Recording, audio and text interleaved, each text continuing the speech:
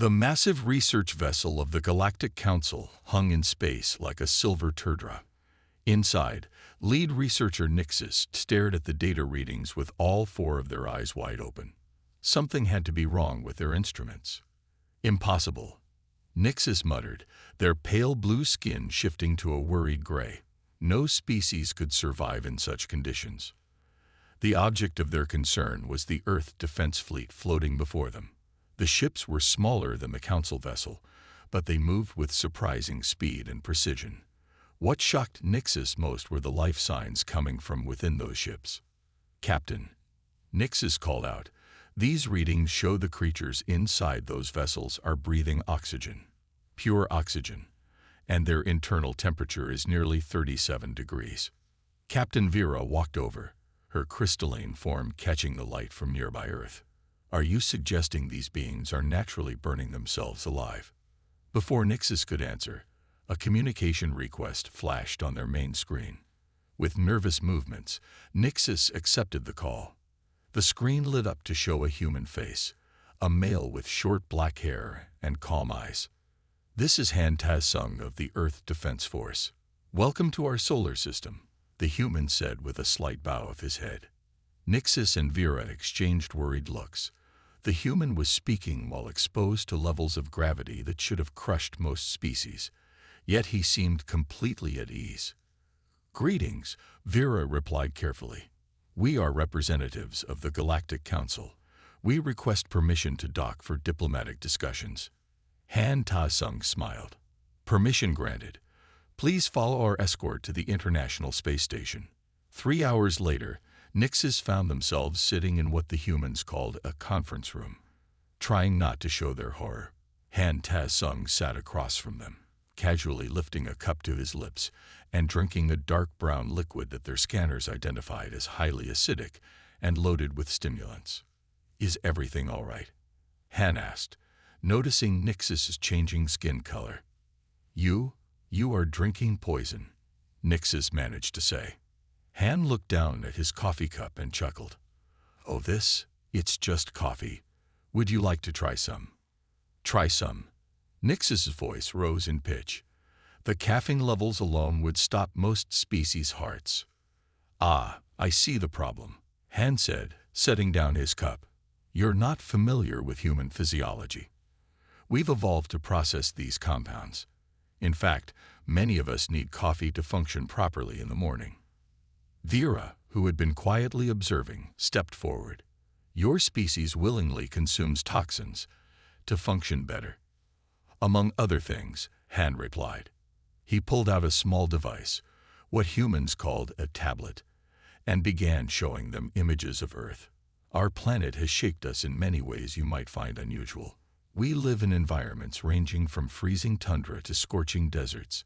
We eat foods that would kill other species, and we actually seek out physical challenges for fun." As Han spoke, more humans entered the room. They moved with an ease that defied the station's artificial gravity, which was set to Earth normal levels, a crushing weight for most galactic species. Nixus noticed something else strange. Despite the humans' obvious physical capabilities, they showed no signs of aggression. They were friendly, curious, and surprisingly gentle in their movements. "I have a proposal," Han said, interrupting Nixus' observations. "Why don't we set up a joint research project?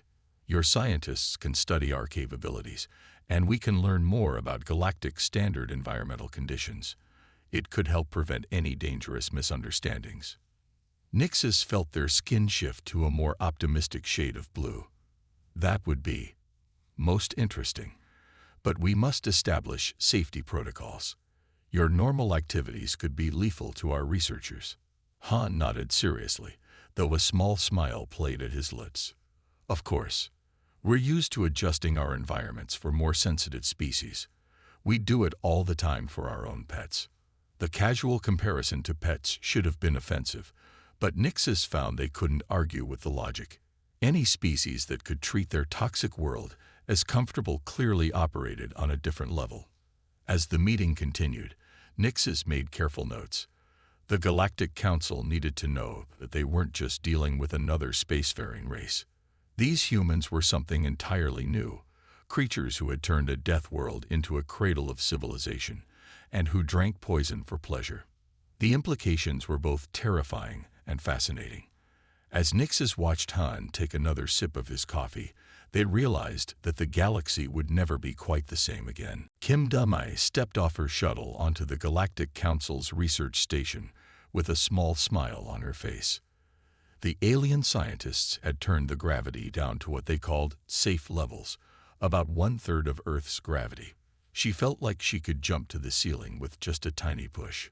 "Welcome, Dr. Kim," Nixus said, their skin a professional shade of blue.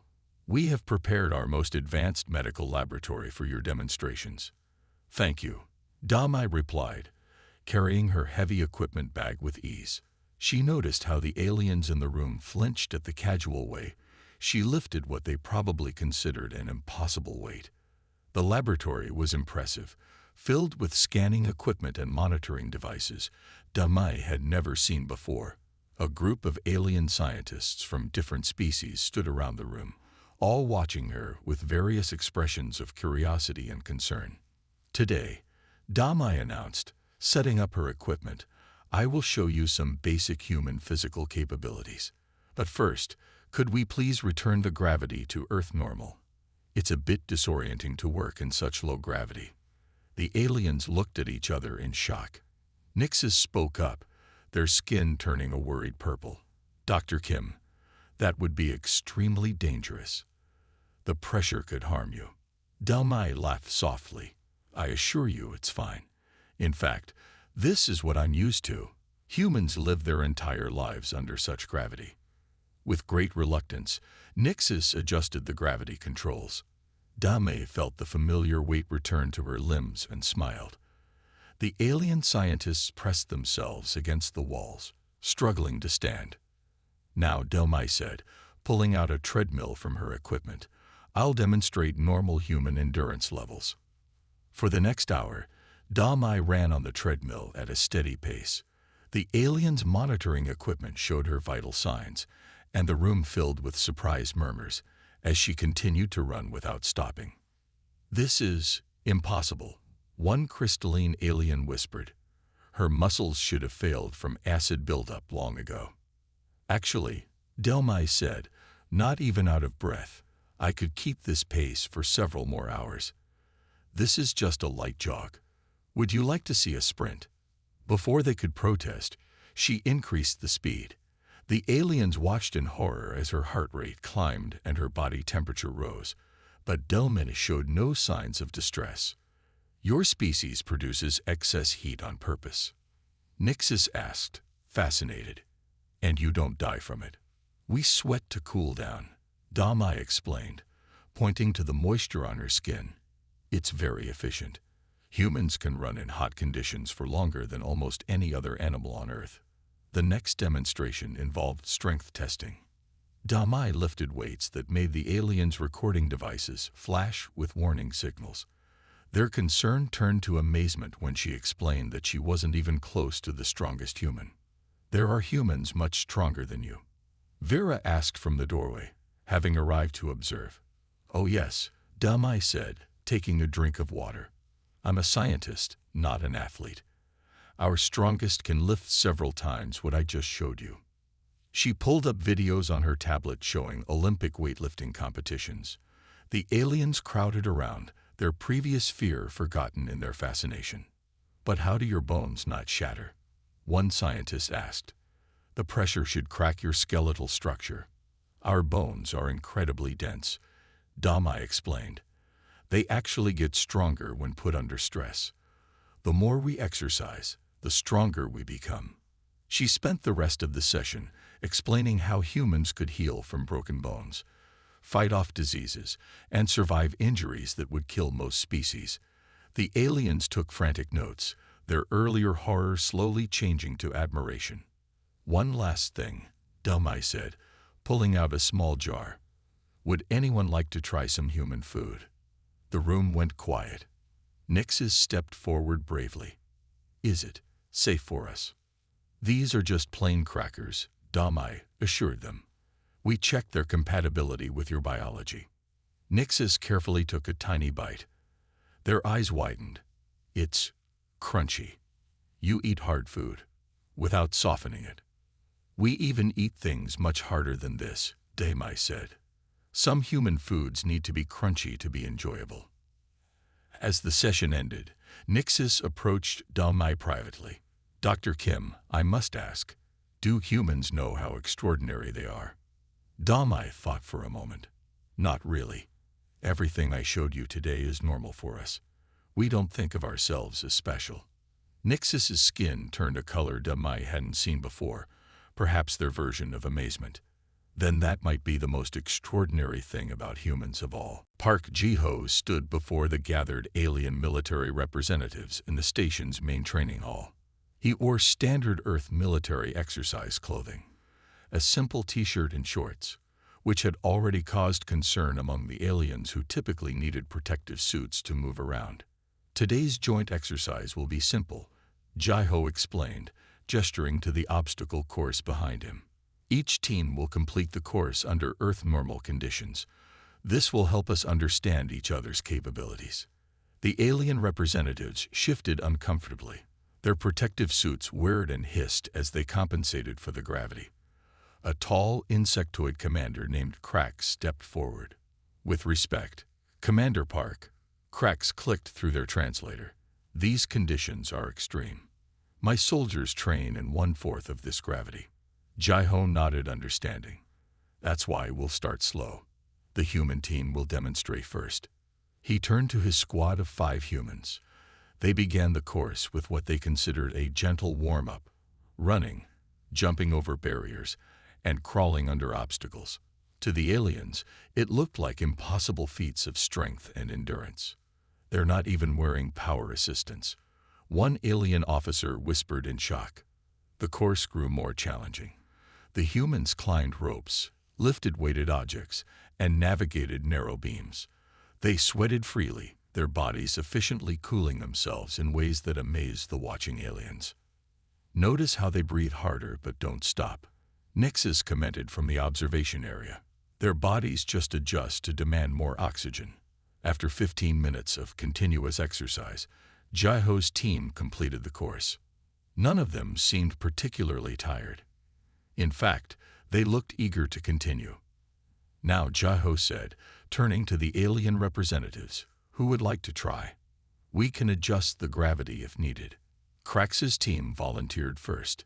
Even with the gravity reduced to their normal levels, they struggled with obstacles the humans had easily overcome. Their protective suits, necessary for their survival, limited their movement. Fascinating, one alien scientist muttered, recording everything. The humans don't just survive in these conditions, they thrive in them. The exercise continued with different species attempting modified versions of the course. Each group showed different strengths, but none could match the humans' overall adaptability. During a break, a crystalline being named Lux approached Ji-ho. Commander, we'd noticed something strange. Your team members helped each other over obstacles, even when they could have managed alone. Why waste energy this way? Ji-ho smiled. It's not waste. It's teamwork. Humans are social creatures. We work better together, even if it's not always the most efficient way. But your species is so physically capable, Lux insisted. Surely individual achievement would be more valuable. Our strength isn't just in our bodies, Ji-ho explained. It's in our ability to work together, to support each other. Watch. He called his team back to the course. This time, they worked in pairs, helping each other, calling out encouragement, and moving as one unit. They completed the course faster than before. The alien observers were quiet for a long moment. Finally, Krax spoke. Your species is full of contradictions, Commander Park. You are physically powerful but choose to be gentle. You can succeed alone but prefer to work together. You treat these harsh conditions as normal but show concern for our comfort. Ji-ho nodded. Life on Earth taught us many lessons. One of the most important is that true strength isn't just about physical power. It's about how you use it. As the session ended, Jiho noticed the alien teams talking among themselves, trying to help each other adjust to the gravity. They were copying the humans' teamwork, even if they didn't realize it. Nixus approached him, their skin a thoughtful shade of green. "Commander, we came here to study human physical capabilities, but I think we're learning something much more important." "Oh," Jiho raised an eyebrow. "What's that?" "That perhaps the most remarkable thing about humans isn't that you can survive in deadly conditions," Nixus said. "It's that you've managed to stay kind despite evolving in such a harsh world." Jiho watched as human and alien teams mingled, sharing experiences and helping each other with equipment. "Maybe that's exactly why we stayed kind," he said quietly. "On a harsh world, kindness isn't a weakness. It's a survival trait." The aliens might have come to study human strength, but they were beginning to understand that physical capabilities were only part of what made humans unique in the galaxy. The alarms on the research station screamed to life at exactly 3:47 a.m. Earth time. Han Taz-sung was awake instantly, years of military training kicking in. Red emergency lights flashed through the corridors as he rushed to the command center. "Report," he called out as he entered the room. The alien staff were in chaos, their skin colors shifting rapidly in panic. Nixus turned to him, their skin almost white with fear. "The station's main reactor is malfunctioning. 3 sections are exposed to space. The temperature in Section 7 has dropped to -100 degrees Celsius. Radiation levels in Section 4 are fatal, and the gravity controls are failing." Tae-sung quickly looked at the station's layout on the main screen. 23 alien crew members were trapped in the affected sections. The aliens in the command center considered those areas completely lost. No species could survive those conditions long enough to attempt rescue. No species except humans. "Get me Mai and Jiho," Tae-sung ordered into his communicator. Then he turned to the alien crew. "Start emergency protocols. Seal all safe sections. Prepare medical bays." But the trapped crew members," Vera said, her crystalline form vibrating with distress. "We can't reach them. The conditions." "We can," Tae-sung said firmly. "Humans can survive those conditions long enough to get them out." Mai and Jiho arrived quickly, already wearing emergency gear. It wasn't the fully sealed suits the aliens used. Humans only needed basic protection for short exposure to space and radiation. "Section 4 is closest," Tae-sung pointed at the map. "Jiho, take your team there.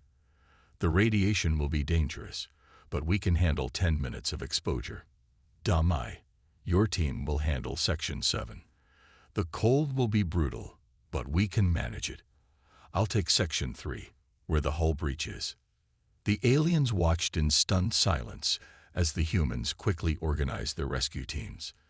Each human carried minimal protection gear, just enough to keep them alive in conditions the aliens considered instantly lethal. "You'll die," Nixus protested. "No one can survive those conditions." "We can survive them long enough," Mai said, checking her oxygen mask. "That's all we need." The rescue operations began immediately. Through the station's cameras, the alien crew watched in amazement as the humans moved through the deadly environments with determined efficiency. In Section 4, Jiho's team worked quickly, helping terrified alien crew members into protective suits. The radiation levels were high enough to kill most species in seconds, but the humans kept working, knowing their bodies could resist radiation damage long enough to complete the rescue.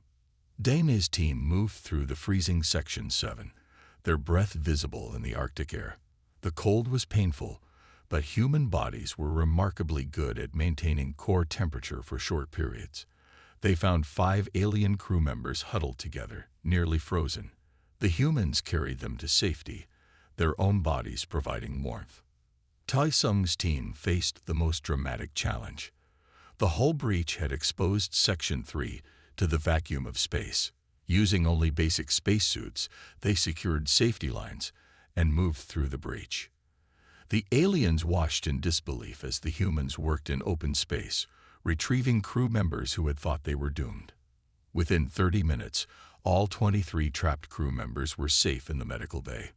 The human rescuers were tired, cold, and sore, but alive and mostly unharmed. "I don't understand," Vera said, watching the humans receive basic medical treatment. "You knew the conditions were lethal. Why did you risk yourselves?" Tae-sung looked up from where a medic was treating his frostbite. "Because we could survive it, and they couldn't. That's reason enough." "But the radiation exposure," Nixis began, "will give us an increased cancer risk." "Yes," Demai interrupted. "But our bodies can repair most of the damage. We'll be fine." Jaiho, being treated for radiation exposure, added, "On Earth, we have a saying. With great power comes great responsibility. Our bodies can handle extreme conditions. That means we have a duty to help those who can't."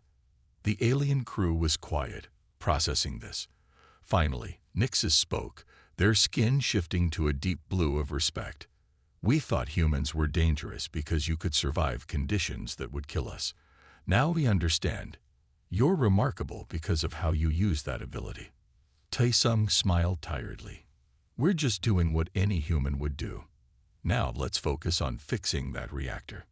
The crisis had revealed something important to the galactic community. Humans weren't just physically capable of surviving in deadly conditions. They were willing to risk those capabilities to save others. That made them not just powerful, but truly valuable allies. Kim Damai stood in front of a large screen in the station's main laboratory. After the crisis, the Galactic Council had asked her to explain how humans could survive such extreme conditions. The room was packed with alien scientists, all eager to understand. "The secret," Damai said, pointing to an image of Earth, "is our planet itself." She showed pictures of Earth's different environments: frozen poles, burning deserts, deep oceans, and high mountains. Nixis raised one of their 4 hands. "But how did your species survive in so many deadly places?" Delme smiled and pulled up a new image showing human DNA. "We adapted. Look at this." She zoomed in on specific genes. "These parts of our DNA help us deal with different temperatures. These others help us heal quickly. And these help us breathe in thin air." The alien scientists took rapid notes. One crystalline being named Tix spoke up. "But adaptation takes millions of years. How did you develop so many at once?" "We didn't," Damai explained. She showed a timeline of human evolution. "Our ancestors faced many challenges. Each time, those who survived passed on their helpful traits. Over time, we collected many ways to stay alive." She pulled up videos of human activities: people climbing Mount Everest, diving in deep oceans, and running marathons in the desert. "What you call death world conditions," she continued, "we call Tuesday." A few aliens laughed nervously at her joke.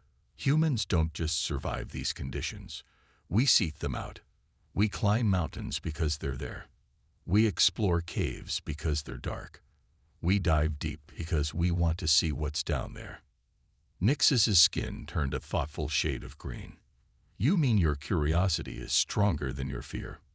"Exactly," Damai said excitedly. "And that's another adaptation. Our brains produce chemicals that make us feel good when we overcome challenges. We actually enjoy doing difficult things." She showed brain scans of humans during various activities. The aliens murmured in surprise when they saw how human brains lit up with pleasure after hard exercise or solving tough problems. "But there's more," Damai continued. She displayed images of human cities in different environments. "We don't just adapt to our environment. We change it to suit us. We build homes in deserts, in Arctic regions, even underwater." The aliens watched in amazement as she showed them how humans use technology to live in places that should have been impossible to survive in. "And the most interesting part," Delmai said, "is that we keep getting better at it. Each generation of humans is able to handle new challenges. We learn, we adapt, and we teach others." She pulled up data from the recent station crisis. During the rescue, our bodies did amazing things. Our hearts pumped faster to keep us warm in the cold. Our cells worked quickly to repair radiation damage. Our muscles used oxygen more efficiently in the low-air areas. Ticks raised a crystal appendage. But surely there are limits to what humans can survive. Of course, Domai nodded. We can't survive everything. But we've learned that most limits aren't as fixed as we think. When we hit a limit, we either find a way around it or push through it. She showed them statistics about human athletic records, how they kept improving over time. 100 years ago, humans thought running a mile in 4 minutes was impossible. Now many athletes can do it. We keep discovering that we're capable of more than we thought. Nixis looked troubled. Doesn't this make humans dangerous? A species that constantly pushes limits. It could, Damai agreed. But remember what you learned during the crisis. We use our abilities to help others. The same adaptations that let us survive also taught us empathy. On a harsh world, working together keeps you alive better than fighting each other. The room was quiet as the aliens considered this. Finally, one small, floating alien spoke up. So humans are not just physically strong, but mentally adaptive. Yes, Dame smiled. Our greatest strength isn't that we can survive harsh conditions.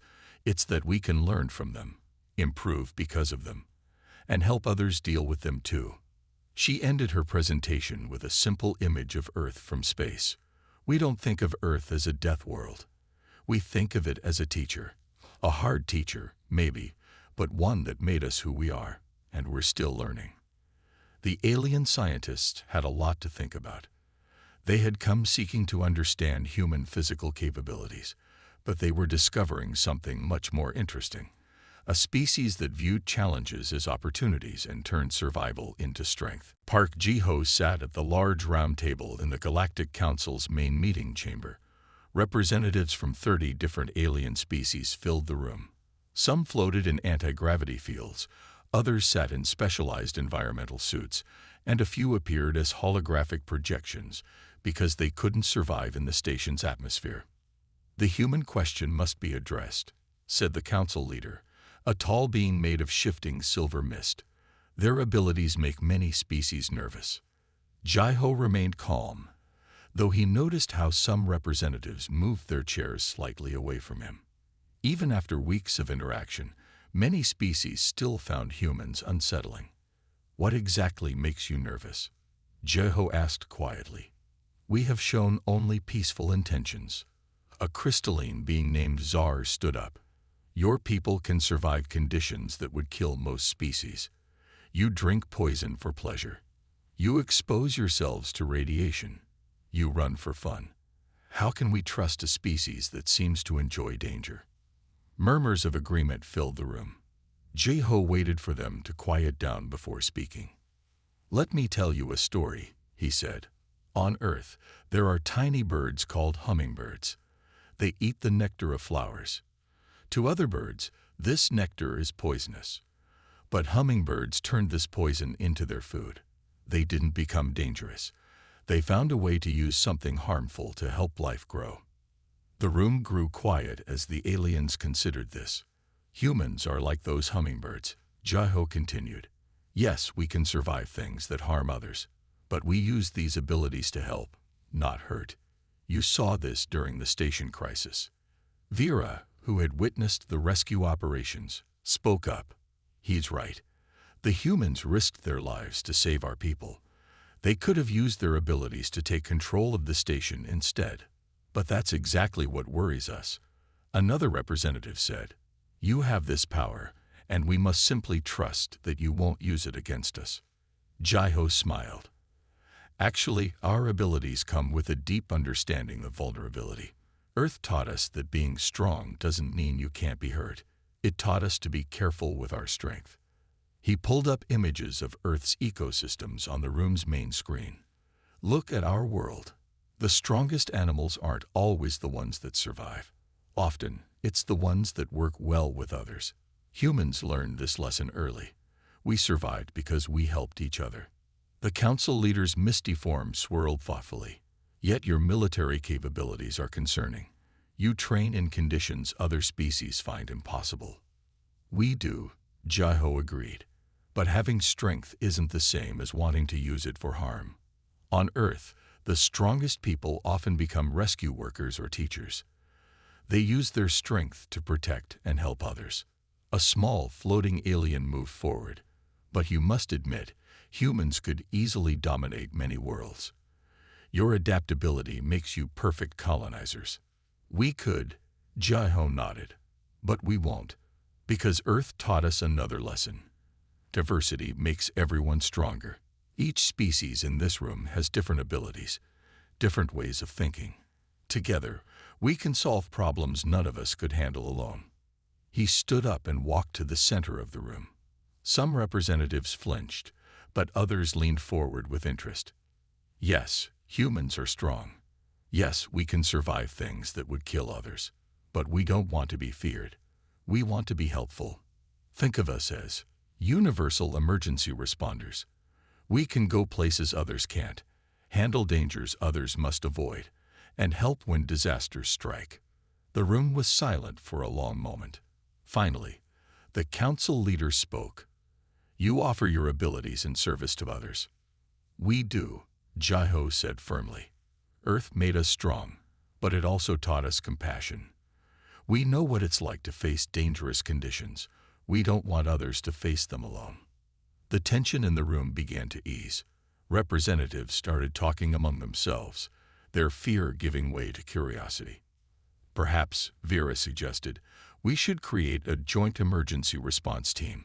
Humans could help in crisis situations throughout the galaxy. The idea spread through the room like a wave. Species that had been afraid of human abilities now saw potential benefits. What they had feared as a threat could become a valuable resource. Jaiho smiled as he watched the room's mood change. Humans hadn't just brought their physical capabilities to the galaxy. They had brought hope.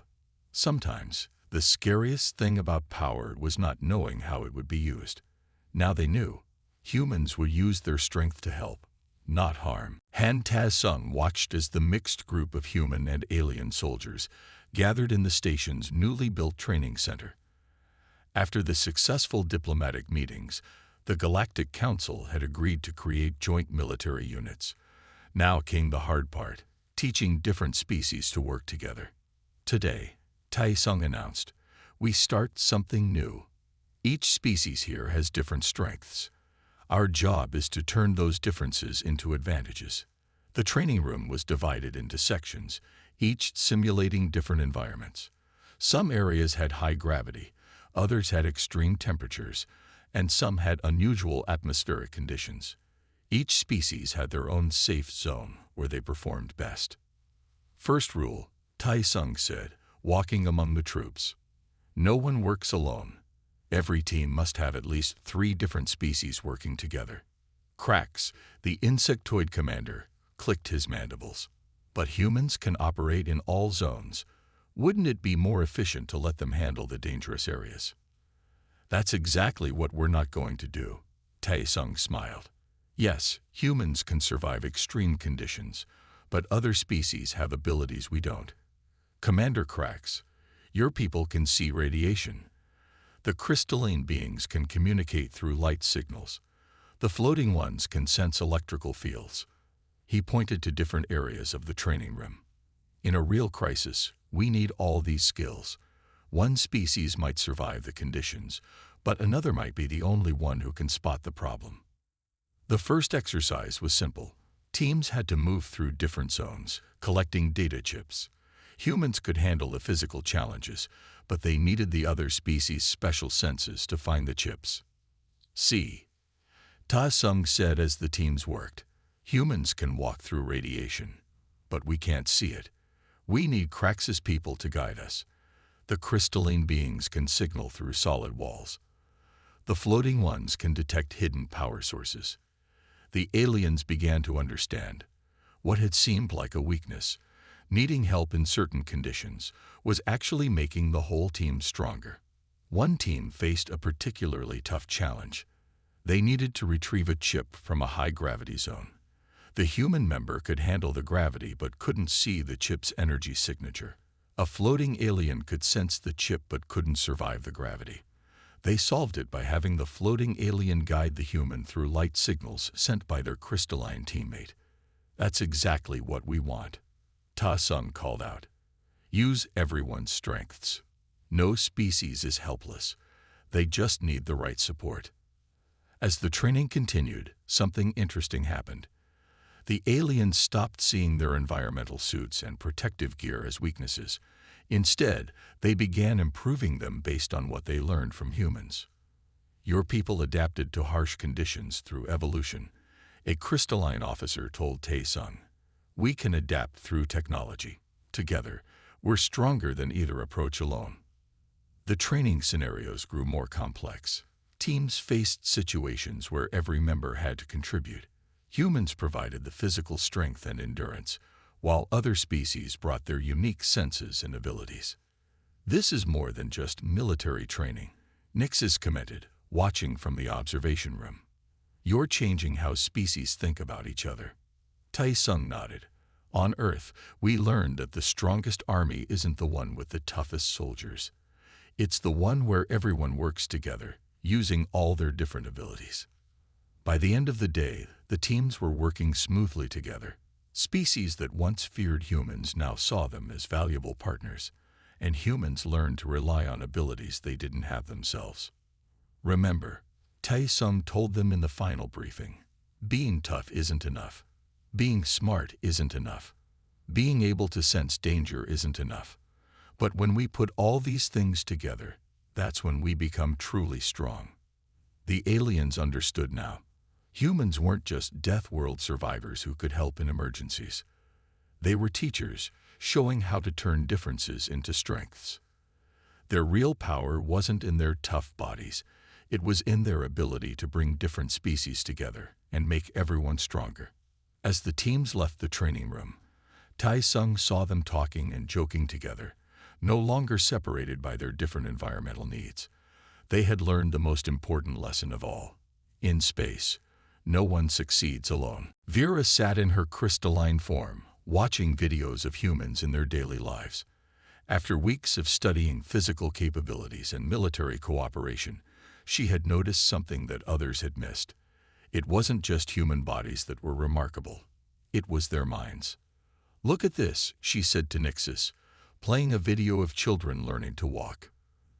They fall down, cry, then get up and try again. Most species avoid activities that cause pain. Humans use pain as a teacher. Kim Da-mai entered the observation room, curious about what the aliens were watching.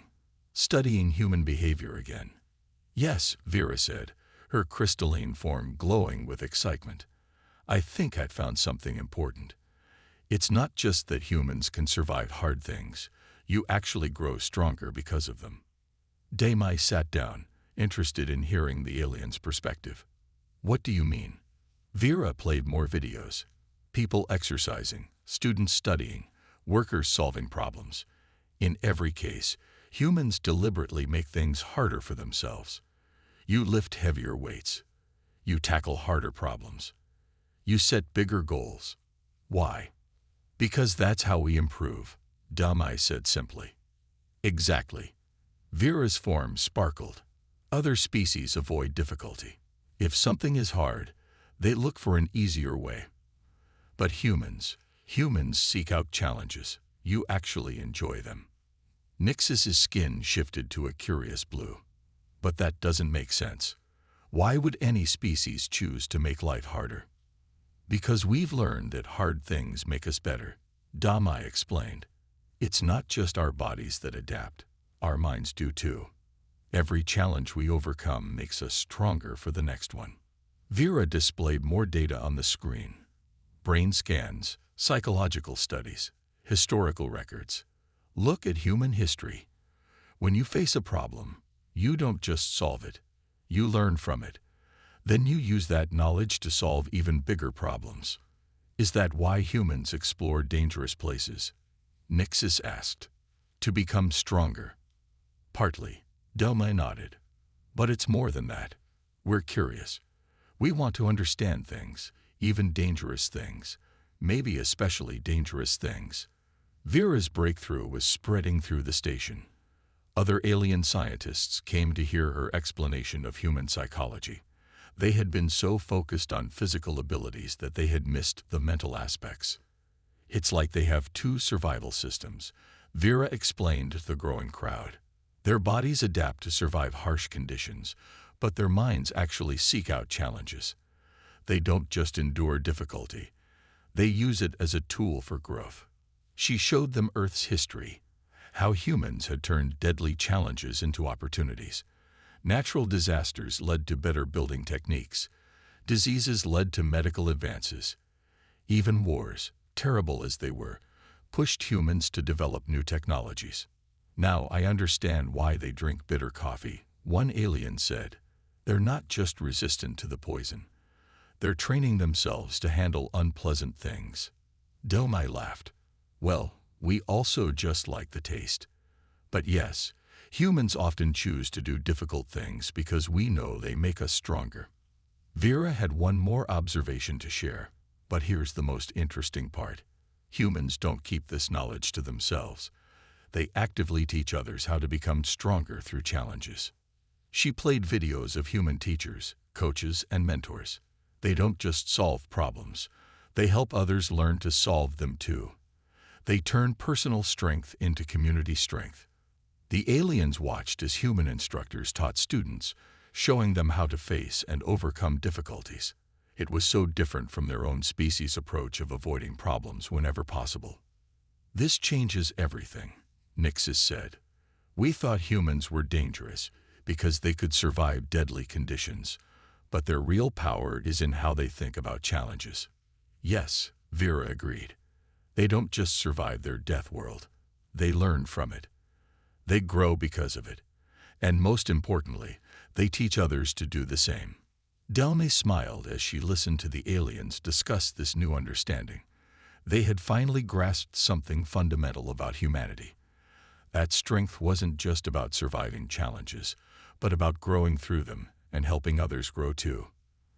The galaxy was beginning to see humans in a new light, not as unstoppable warriors from a death world, but as teachers who had learned valuable lessons from their harsh home. Lessons they were now ready to share with the universe. Vera sat in her crystalline form, watching videos of humans in their daily lives.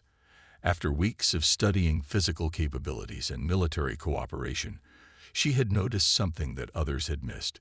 It wasn't just human bodies that were remarkable. It was their minds. Look at this, she said to Nixis, playing a video of children learning to walk. They fall down, cry, then get up and try again. Most species avoid activities that cause pain. Humans use pain as a teacher. Kim Dalmai entered the observation room, curious about what the aliens were watching, studying human behavior again. Yes, Vera said, her crystalline form glowing with excitement. I think I found something important. It's not just that humans can survive hard things. You actually grow stronger because of them. Demai sat down, interested in hearing the alien's perspective. What do you mean? Vera played more videos. People exercising, students studying, workers solving problems. In every case, humans deliberately make things harder for themselves. You lift heavier weights. You tackle harder problems. You set bigger goals. Why? Because that's how we improve, Dalmai said simply. Exactly. Vera's form sparkled. Other species avoid difficulty. If something is hard, they look for an easier way. But humans seek out challenges. You actually enjoy them. Nixis's skin shifted to a curious blue. But that doesn't make sense. Why would any species choose to make life harder? Because we've learned that hard things make us better. Damai explained. It's not just our bodies that adapt. Our minds do too. Every challenge we overcome makes us stronger for the next one. Vera displayed more data on the screen. Brain scans, psychological studies, historical records. Look at human history. When you face a problem, you don't just solve it. You learn from it. Then you use that knowledge to solve even bigger problems. Is that why humans explore dangerous places? Nixis asked. To become stronger. Partly, Delma nodded. But it's more than that. We're curious. We want to understand things, even dangerous things. Maybe especially dangerous things.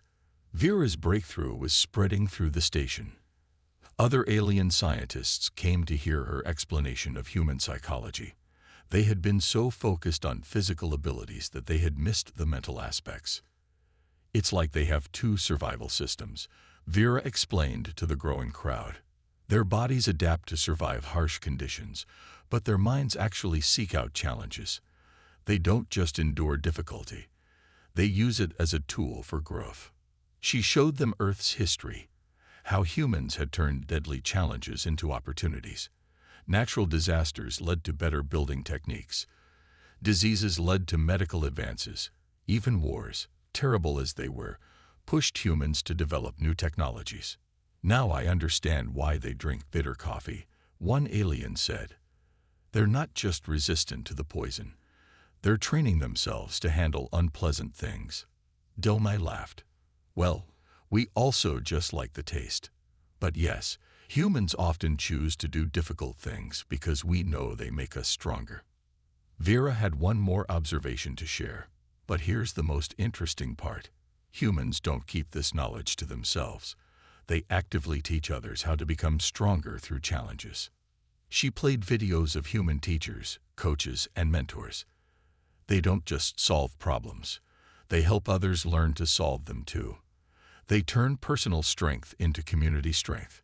The aliens watched as human instructors taught students, showing them how to face and overcome difficulties. It was so different from their own species' approach of avoiding problems whenever possible. This changes everything, Nixis said. We thought humans were dangerous because they could survive deadly conditions, but their real power is in how they think about challenges. Yes, Vera agreed. They don't just survive their death world. They learn from it. They grow because of it. And most importantly, they teach others to do the same. Damie smiled as she listened to the aliens discuss this new understanding. They had finally grasped something fundamental about humanity. That strength wasn't just about surviving challenges, but about growing through them and helping others grow too. The galaxy was beginning to see humans in a new light. Not as unstoppable warriors from a death world, but as teachers who had learned valuable lessons from their harsh home. Lessons they were now ready to share with the universe.